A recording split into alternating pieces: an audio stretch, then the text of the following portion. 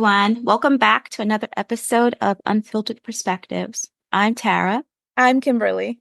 And I'm Leslie. Today's topic, body image, is, I think, both deeply personal and widely relevant. In a world where media, advertising, and social media constantly bombard us with idealized images, it's really easy to feel pressure to look a certain way or to, I guess, maybe castigate ourselves if we don't meet those standards. Today, we want to challenge those societal standards and explore what it means to have a positive body image.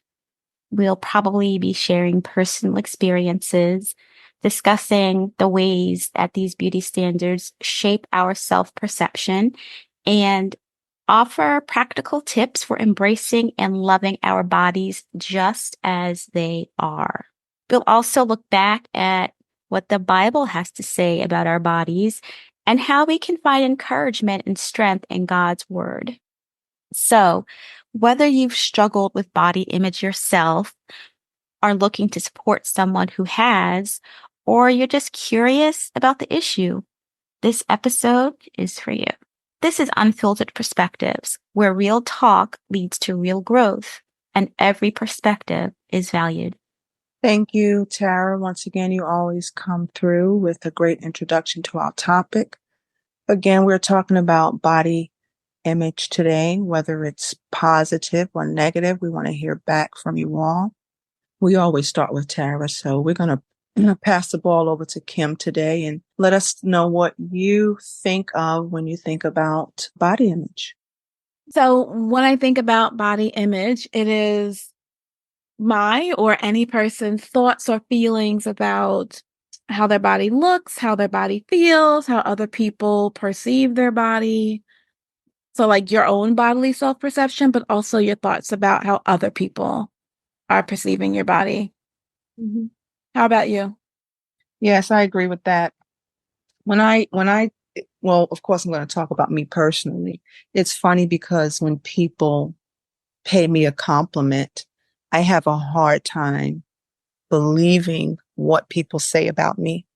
I have a hard time accepting a compliment because of how I see myself. And of course, we know that body image could be positive or negative. And I always see myself in a negative way. When I look in the mirror, when I see myself, I see all things negative. Unfortunately, that's the truth. Being totally vulnerable here and transparent. There was a time when I was 272, 73 pounds. And I got down to my lowest. I was 190 and I still saw 273 pounds. Didn't matter what size clothes I bought. Didn't matter what I wore. I still saw 273 pounds. I've since then gained a lot of that back, and it doesn't matter. I'm always going to see 273 pounds. So it's so, it plays into your insecurity. And still, when people pay me a compliment, it almost feels like, are they being funny? Mm-hmm. Are they being sarcastic? It's really hard to see yourself the way other people say they see you.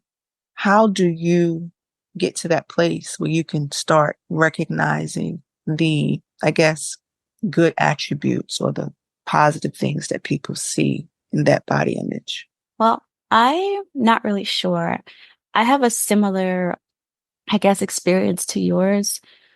There was a time when I was well over 200. I, at some point through exercise and dieting and what have you, lost a lot of that to the point where I guess people who were used to seeing you heavy and then they don't see you for a while and they see you thin, they were like, oh my gosh, you look so good. Well, some people were like, oh my gosh, you look so good. Meanwhile, they're thinking, oh my gosh, she looks awful because she's so thin. I recently was talking to my mom and we mentioned like that time period when I first lost like a lot of weight. And she's like, and I was talking about something and she mentioned, yeah, you looked really bad. We were so scared for you. Wow. But I didn't see it even during that whole period of time when I was, losing weight and and this is the thing. I was at a thinner weight, but I was still well within, like on the higher end of healthy weight for my body, according to like, those scientific standards or whatever they are. But people saw it as something else. But when I looked in the mirror, when I saw myself, I still saw me at the weight that was unhealthy. And even now, something happened recently where like I don't weigh myself. I can't weigh myself because if I do, and here I'm being very vulnerable, if I do and I get focused on those numbers, I engage in very unhealthy practices, meaning like I exercise way too much. I eat, but I think it's in a way that is good and healthy for me, but other people grow concerned about it. But it's because they're used to me eating and doing things in a different way. Mm-hmm. But recently I had an experience where like, for some reason, I think it was because I had a doctor's appointment coming up. And I think we talked about this a long time, a few weeks ago, where I said like, oh, I don't go to my doctor sometimes because I worry about what they're going to say about, oh, you gained so much weight, blah, blah, blah, blah, blah. Anyway, I get on a scale and I'm 30 pounds less than I thought I was. But when I'm looking in the mirror, I, I don't see that. I have a very, very, very poor, I guess, body image, very poor body, like self body image. It's a hard thing. And honestly, it's easy to say, oh, you can just, snap out of it. You can just recognize where you are, look in the mirror, look differently or something like that. But sometimes it's not that easy. Sometimes it takes work and sometimes it takes outside professional help to get you to see what it is that what your body is. Because I'm thinking back to that time, like I'm trying to think how long ago it was. It was a while. It was probably like I'm close to 20 years ago. Wow, it was probably close to 20 years ago. But looking back at pictures of that time, I look at myself I'm like, oh my God, I didn't realize I looked like that.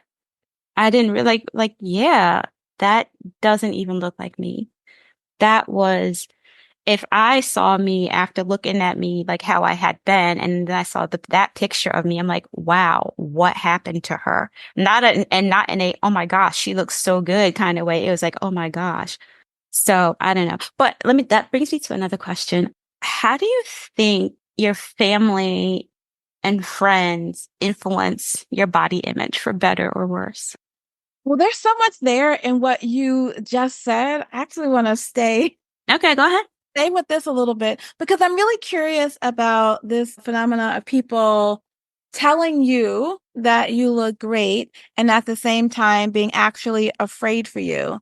And I wonder if you have thoughts about why people do that. Is that a thing that you have done with or for other people?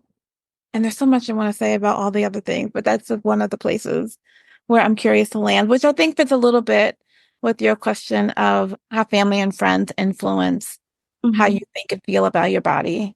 Are you asking Mm. me specifically? Or? I think because I actually do remember the period that you talked about. And I do remember being concerned for you. And I'm pretty sure I would not have told you to your face that you looked great. Mm-hmm. So why do I think people do it? I think sometimes people do it because they don't want to hurt your feelings. Right. I think sometimes people do it because what they're seeing does probably at first say, wow, you used to look like this, but now you look like this. And so at first you might think, wow, look what she's done. She like Right. put in this work and did this, and you don't want to be discouraging. Right. But I'm going to tell you the effect when you are a certain size and then you lose that, whether it's through healthy means or not, and people tell you that you look good, it can be damaging psychologically if you're not strong or I'm gonna say if you're not strong, but if that is something that you have struggled with all your life, because then you start to feel, oh my gosh, they they were judging me before and thinking how awful I looked. they were judging me before. And so now I have to maintain this because if I go back or if I gain some, then they're going to think of me as a failure or I'll feel like a Yep. failure. So then you're feeding into that and it becomes a horrible, horrible, horribly damaging cycle. Yeah. Yeah. And if you notice, I never comment out of the blue on anybody's size or anybody's weight. I don't do that because Mhm. I know what that feels like. We'll have somebody will start a conversation of like, oh, I lost blah blah blah. And I'm like, oh yeah, that's good. Great, great, great. But I never say, oh my gosh, you look so good. Or oh Yeah. my gosh, you look fantastic now, or something like that, because I will not do that. Yeah. I can't do that. Even there, I think it's fair to say struggled with. I've been certainly preoccupied with my weight for most of my life since puberty, when my body started to develop. And for most of my adult life, I have really thought about body image and like personally and culturally. So I also really make it a point to definitely not offer unsolicited comments about people's bodies. I really try not to offer comments about people's bodies at all. Even if somebody tells me that they lose weight, I don't actually always assume, I don't think I ever assume that that was a good thing. I might ask them, oh, was that on purpose? Mm-hmm. Because people lose weight for all kinds of reasons. Yeah. Lots of people, many people lose weight because they are ill, and losing 20 pounds or 30 or 50 is actually not a good thing. It is a Right. sign Right. something is wrong. Right. Mm-hmm. And, a couple of things, Tara, you mentioned about the scale. I'm obsessed with the scale. I literally weigh myself every day. That is not good. There was a time where I had to have my son hide the scale from me, but I weigh myself every day. It was to the point where he has a scale in his bathroom and I have a scale, and I was comparing the two scales to see if they were exactly the same. That was the first thing. I owe you an apology, Tara, because I haven't seen you in 6 years? Yeah, 6 years. And I saw you last week. What's the first thing I commented on? Well, it wasn't the first thing, right? I Like, what'd didn't you know call me, skinny mini or something like that? because you look good, but if I don't know that you're someone with body image issues, I don't know what that comment did to you. You know what I mean? So for that, I apologize. And Kim, we don't have to say it here, but you had a name growing up. Are you talking about my baby name, Jumbo Boogie? Jumbo. Mm. I don't know about the boogie part, but by the time I was aware of it, you was just Jumbo, right? you know? So yeah, but even like you said, you don't know why people lose weight. I've been sick lately and I'm glad for the weight loss, but I'm down like 15 pounds in 2 weeks, but it's because I'm not feeling well. I'm glad for the weight loss and it's noticeable, but I don't want to be sick to lose weight.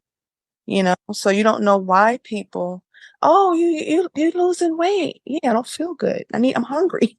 Mhm. I'm not eating, you know? But to me, yeah, it's 13, 14, 15 pounds, but I still see a body that I'm not pleased with. Mhm. I love to be able to get out and exercise and be healthy and still lose the weight, Mhm. not see what I see when I look in the mirror, Yeah. you know, or see what people say they see when they pay me a compliment.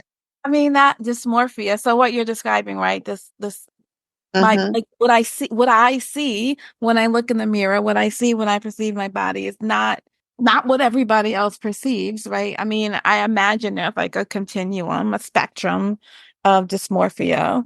That was a word I couldn't think of earlier. Dysmorphia. And I think people don't take it seriously. I definitely wouldn't say, oh, just like see yourself as you see yourself. I'm not a clinician, but I would say, yes, it requires more than just see yourself differently. I think you're right. It does require some outside professional help. But even if you're not in a position to get outside professional help, I think it probably isn't something that a person can tackle on their own without some external support, right? Mm-hmm. If it is a trusted person whose like opinion you will trust when they tell you what they see in your body, even if it's something like, if I can't trust what I'm seeing in the mirror, I can trust how my body fits into clothes of a certain size. So, but something that's external from my own, like what I'm seeing. Right. And what you said there earlier too is a trusted person. You can't just, some people will just tell you what they think you want to hear. Right. And some people don't always have your best interests at heart. Some people will just say things just to be mean, or some people say things just because they don't think about the effect that their words have on other people. So the person that you rely on, it has to be somebody whose opinions you actually trust, Right. someone who you actually believe, and someone not just trust, but somebody I think that you can rely on to have your best interests at heart. Because some people, like I talked earlier in the introduction about social media and like commercials and stuff like that. For some people, they see this on TV, these things, these women, these bodies, these men, and they think that that is the body to have, the ideal standard. And if you don't meet that, they're like, oh, you don't look good. Well, you know what I mean? Mm-hmm. So you have to know what their standard is as well, Mm-hmm. and whether it's something that aligns with what you consider healthy or what Yeah. your professional people consider healthy. And the whole dysmorphia thing, that's a mental disorder, but that's for another day. But it's so funny because I tell you guys all the time, I don't care what topic we've talked about thus far. What are we in episode 15 or something, 16? And I always have a story. I don't know why this keeps happening. But yesterday I had some clothes in the back of my closet that 3 weeks ago I could not fit. So I was like, oh, let me pull these out. Let's just see if I can get in them. Mm-hmm. And I was pleasantly surprised I got in them. So I took some pictures to see what they look like. And I got into one dress that I wore when I was the 190 pound, right? Mm-hmm. And oh my God. So of course I'm excited, right? I didn't focus on the fact that I got into this dress. I focused on the fact that, oh, but look at that little area right there, Mm-hmm. and I tried on the few more dresses and I kept looking in that one area that wasn't perfect instead of here are 6, 7 dresses that you couldn't wear 3 weeks ago, but you still focus on that one imperfection. You know what I mean? But not focusing on the win because all you see is that little negative little thing. Mm-hmm. But it's a real it's a real It is. issue for a lot of women, and I wonder probably men too. It So is for men, men as well. and if we got any men out there following us, we want to hear from you too. Get asked, we want to hear. I And will say this, I've spent my again, my most of my adult life being unhappy with the way that my body looked, wanting to lose 20 pounds, or maybe it was 10 pounds. I have a very clear idea of the weight I was when my body felt the most strong and the most healthful. I would absolutely have been on the high end of overweight according to BMI scales, though. And so part of this is our own self-perception, but part of it is, Tara, you said somebody by whatever professional standards we use. To some extent, I think the professional standards of what is a healthy body weight, a healthy BMI are skewed. not, they're skewed, often unhelpful, possibly not culturally accurate. I don't know if culturally accurate is the right word. I think what you're saying is right. Because I'm thinking back to, that before time. I call it the before time. Before, and the reason I call it before time is because during that particular period, I was all about the numbers. That's what I was, dealing with. Now, when I think of myself as healthy, as being on a particular journey or what have you, it's not about the numbers because I said I don't use a scale. I go by how my body feels and how it works for me. how I fit into the clothes that I have, and whether or not I feel comfortable in them, and whether, is this whether I feel comfortable in my own skin.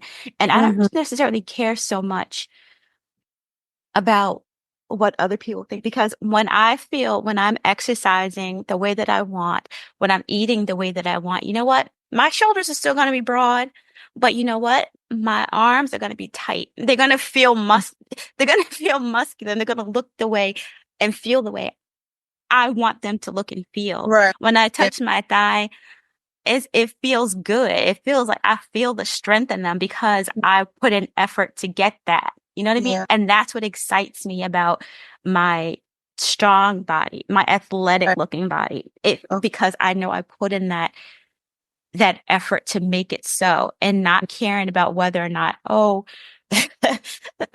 according to my doctor's scale, I'm still going to be, it feels comfortable. It feels strong. And I Yeah. feel like I look healthy, and I Yeah. feel healthy, and I feel good from the Yeah. inside out. That makes a lot of sense. And even though I still look at the numbers, I was telling a friend of mine, I'm concerned about the numbers for me now, even though they're slowly going down. Mm-hmm. If I was more toned, if my numbers were where they are now, but I didn't have the wings under my arm and I didn't have the cellulite, but the numbers were the same, I'd be okay with that. If my skin was smooth and no cellulite and the numbers were Mm-hmm. the same, I'd be okay. You know what Mm-hmm. I mean? Numbers wouldn't matter as much. I do. Like, the numbers I care about, I care about the numbers on those weights that I'm lifting. I care about the numbers on my blood. When you get that blood work done, I care about those Yeah. numbers. Yeah, yeah. So if I can, get to where I can work out, and my legs have, y'all know my thighs. My thighs have always been thunder, thunder I thighs. honestly, I don't know, because I don't look at people's bodies that way. I I have don't. I haven't worn shorts in poof, 20 years that don't go above my knee, or that go above my knee. Like, I just don't do it. I'm not gonna do it to myself. I'm not gonna do it to the people. No. I notice people's bodies all the time because I think that they are beautiful. I will tell you, at our age, smooth and cellulite-free skin is not only about weight, it is also about age. And the ship may have sailed because we're not getting any younger. No, Now, skin no. does what it does. I refuse to accept that. Well, here's It's the thing though, because I think part of why this is such an issue for so many people is that we attach worth to size, right? We attach Yep. some idea about morality Mhm. and about discipline, as if we can know something about somebody's discipline, as if we can know something about somebody's morality from their size, Mhm. right? People, if you're overweight, if you're fat, I'm going to say the word, if you're fat, it says something about you as a person, But not see, that to me again, as far as for me, like I talked about the numbers versus the size, or should I say size? It's not, because there are some plus size women with smooth skin and don't have the cellulite, and they're beautiful women. For me, it's like I said, my wings and my cellulite on my thighs, my big calves. That's the thing that I look at that bother me. are those women 55 or 25? But Both. even as apart from body size, what about like just like body features? For myself, I have calves, and they're muscular and they look strong, I guess. But also, sometimes I think they look like baseball bats, and I just don't like it. I don't like the shape of it. I have this scar on my head from when I was in an accident when I was, how was I, 4 or 5 years old? And for the longest time, for years, until fairly, in the past, like, what? Anyway, since adulthood, I used to wear bangs to cover the scar on my head. Mhm. All of those things, like people, adults, family members that like make fun, like, or call me like, oh, like evil Knievel. But Really? yeah, yeah. stuff like that. My lips. I don't have tiny lips. My lips What's are your, nice. My lips are nicely sized, but grow up being having them called like soup coolers and stuff like that. I mean, are you kidding me? so yeah, so for a long time, like sometimes I would smile, I kind of like suck in suck in that bottom lip a little bit so it doesn't look quite as big. I have a gap in my teeth. And my siblings don't have that. My mom has it. I have it. And I didn't think it was like the most attractive feature I could possibly have. And so when I smile and I grew up, I don't smile with my teeth showing. I smile closed lip because I don't necessarily like it. It doesn't, it just, but that was before. And now I try sometimes.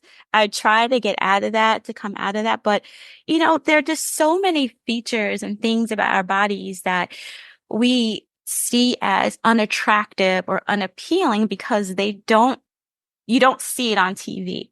You don't Mhm. see it in magazines. You don't see it on the family members that people think are pretty. You know what I mean? And Oh, yeah. things like that. And it can, for someone's self-esteem, especially growing up, it's hurtful and it's harmful. I developed as a child, I developed fairly early. And again, so when you were Kim, do you remember being little? Mommy's like, "Oh, put this book on your head and walk so you have good posture," blah blah blah blah blah. But because I'm like 10, 11 years old with, Breast go with with breasts, I don't want to do that. I want to walk hunched over because I don't want people looking at me. I don't want grown men looking at my body, saying things to me, Mm-hmm. you know. And by the time I was 11 or 12 years old, I'm already taller than my mom. So I'm like, oh, sorry, mom. But I was. And like, I'm not a woman. I'm still a little girl, Right. but it Yeah. didn't feel that way. Right. Right. It didn't feel that way. I had the developing early issue as well. And people older than me speaking to me made me very, very uncomfortable. Yeah, I had that issue. Mhm. And then the comments about, my big eyes made me very comfortable. Like these were the biggest eyes you guys have ever seen. Like, really? I'm over it already, but the jokes all through elementary school were just way too much and just about, how developed I was. So that was an issue all through elementary school. Can I tell you something? I remember when mommy and grandma went with you to buy a bra. I remember this. that was You know the why I remember it? Because at that time, I that was needed the one. Oh, Aunt Leslie, Aunt Leslie. At that time, I actually needed one, but because I was only a certain age, I guess it didn't compute. But Why do I remember going to get? why do I remember that? Why do I feel like I remember? I don't Were we know. all together? Yeah, we were together. That's the point of the story. Oh, God, yeah, you did say that. I feel like I vaguely remember that. Hmm. Yeah. Wow. the trainer bras. By the time, that's ridiculous. I mean, it's not ridiculous, it's my body, but still, I mean, it's those kinds of things though that, it's things like that that affect you. Like in the eighth grade, the first marking period, I failed swimming. I got an F in swimming because I was too embarrassed to wear a bathing suit. Yep, been there, done that. Too Didn't want to change. embarrassed to wear a bathing suit, so I failed the class. Yep, I didn't want to change for gym. If I couldn't Hmm. wear my clothes to school because everybody would wear their gym rompers, but I couldn't wear my gym romper. I had to change when I got to school because Nana, grandma, whatever y'all call her grandma, wouldn't let me wear my gym romper to school because it was a skirt. And if I had to change at school, I'm not changing in front of everybody. So give me an F. And I'm not taking swimming at all. We're getting out of swimming. Some kind of way we're getting out of swimming. I mean, you can get out of swimming by saying you have your period, but that just opens up Well, a whole that's why I get the different F. That's why I got Which the is, F. They which was is like, why, you didn't yeah, have your period for like a whole marking period. Come on now. which is why I'm just learning how to swim at 55 years old because I didn't have left. But like, so one of the things though that like is happening isn't just about our imagination. There's like sociological evidence that talks about the way that Black children of both genders are like adultified or seen as adults much earlier than they are adults. It's the reason why police can like shoot Black boys in the street because they're afraid of them, right? But they're children, but they're seen as adults way before we are. Black women in particular are sexualized at a very early age. Black girls are sexualized at a very early age. Well, ladies, this was good. And I hope that we can find some way to, fix this and see ourselves in a positive way, myself included. Yeah, there are ways. We still have a little bit of time to talk about some of those ways. But before that, I just wanted to bring out my scripture for this particular topic.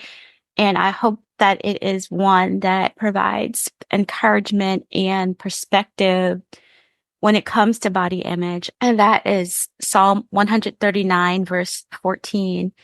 And that says, I praise you, for I am fearfully and wonderfully made. Wonderful are your works. My soul knows it very well. I think that it helps us to, if we acknowledge that we are created by God, it challenges, I think, often negative and superficial messages from society. Understanding that we are fearfully and wonderfully made encourages us to see ourselves through God's eyes as valuable and beautiful. And this perception, this perspective, I think helps us, I guess, maybe to build gratitude, respect for our bodies, and it shifts the focus away from perceived flaws to the unique aspect. I think it also could help build confidence and internalize, internalize a positive body image that's rooted in spiritual truth rather than external validation. So I do think I agree. I'm thinking if we want to talk about what are some concrete ways that we can work to improve our own body image. One on my list is to recognize that our body, your body, my body, I'm going to use I language, recognize that my body is a gift from God or from the universe, to treat it as such, to do things that care for and celebrate my body.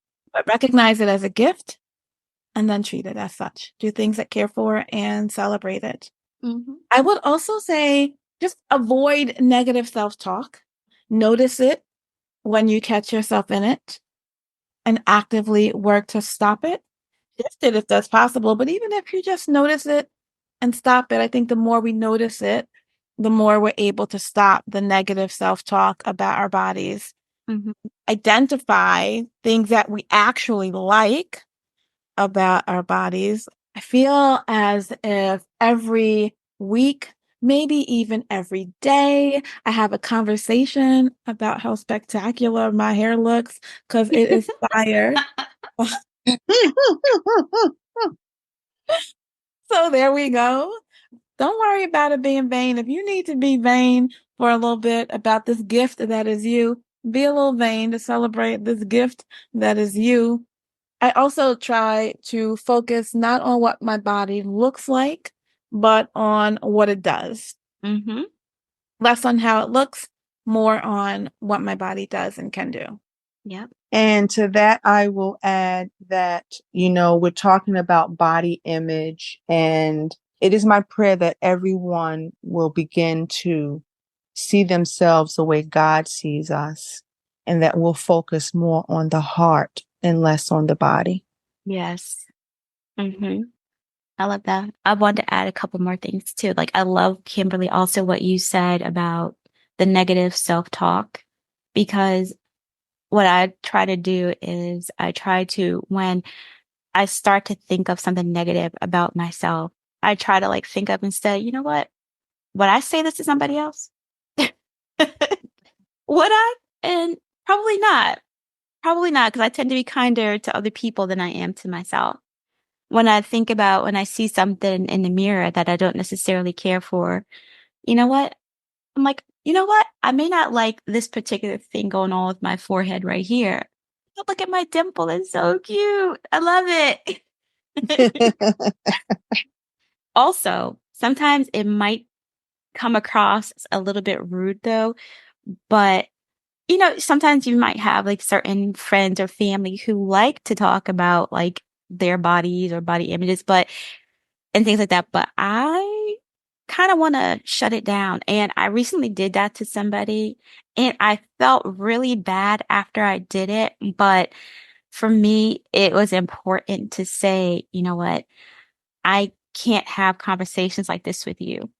It's not good for my health. It's not good for my mental health to be talking about Mhm. things like this, to be talking about dieting, to be talking about, how you look, whatever. It's just not good for my mental health. So I can't engage in that. Maybe somebody else can and be happy to do it with you, but it can't be me. So So you yeah. do that if they're talking about themselves? Even if they're talking about themselves, because what they're talking about themselves, it makes me start maybe thinking about comparing myself and what I Oh, do and my practices. So even if got, they're talking about themselves, I'm like, because I'm not going to talk about your body and I'm not going to talk about my body with you. So got. that's Okay. it. Yeah. Yeah. Mhm. So yes, you can't see me people on the listening to this podcast can't see me gesturing. You two can see me gesturing because Yes, we yes, do. yes, yes, yes, shut it down. Yeah, Because she body camel. image, positive body image or negative body image isn't just an individual thing. It comes out of a culture that is obsessed with particular kinds of bodies, out of a Yeah. culture that is judgmental about bodies and that assigns value and worth to how bodies look. And so in order to get at that root stuff, we can't just only like give ourselves positive body talk. We actually have to be out in the world shutting that down. And I Mm-hmm. wouldn't even lean into body positivity because I think it still actually focuses a lot of our attention on how bodies look. Right. I'm actually aiming for more of a body neutrality. Nice. I don't want to engage in negative or stigmatizing conversations about how anybody's body looks, conversations where people are mocking bodies or even necessarily celebrating overly much. I mean, again, I'm much more here for a conversation about what a body can do. I am all about these Olympics, less Mm. so about how a body looks. I don't offer comments about people's bodies, either positive or negative, unless they are particularly asking for affirmation. Mm-hmm. Yeah. Awesome. All righty, ladies. Good stuff. Yeah. Good stuff. Yes. Well, thank you for joining us for this conversation about body image. We've examined how our perceptions are shaped by external influences and how these perceptions can impact our mental health and overall well being. Our discussion, I think, has revealed more than just rejecting societal standards. We need to redefine beauty on our own terms and Mm. recognize the incredible worth within yourself, not from other people, not from outside, out there. So we encourage you to reflect on your own body image journey. Identify the sources of your negative self-talk and challenge them. Practice gratitude for what your body can do and celebrate your unique qualities. Surround yourself with positivity and remember that self-love is a continuous practice. Again, thank you for tuning in to Unfiltered Perspectives. Be sure to look for a new episode every Thursday morning and don't forget to share, rate, review, and subscribe to our podcast so that you never miss an episode. Find us on the Facebook and the YouTube at Unfiltered Perspectives and on Instagram at Unfiltered Perspectives IG. We would love to hear from you about body image or any other topics that you'd like us to discuss. Send your comments to unfilteredperspectives@outlook.com. Thank you once again to all of our listeners. Please continue to share. We look forward to being back with you next week. Take care. We'll see you soon.